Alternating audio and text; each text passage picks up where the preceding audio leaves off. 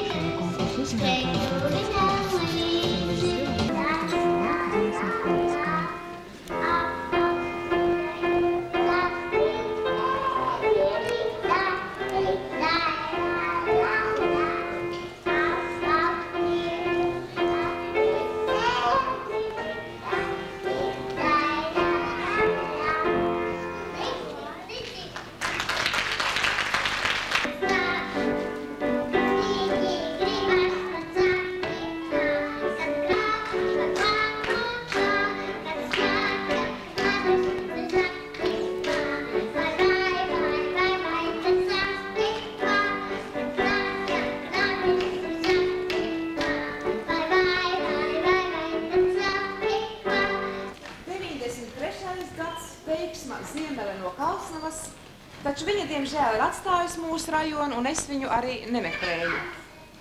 94. gads uz Rīgu brauc ļaudoniete, sāvieniete Monta Nalivaiko.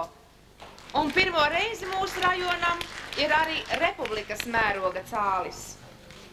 95. gads Paula Vaivode no Bērzaunes.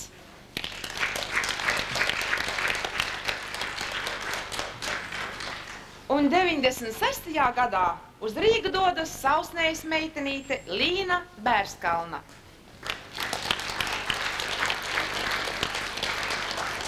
Šodien viņas par godu 10 gadē ir kaut ko sagatavojušas visiem jums, visām mammām, tētiem, vecmāmiņām un skolotājām, pateicoties, kuriem šīs skates vispār var notikt.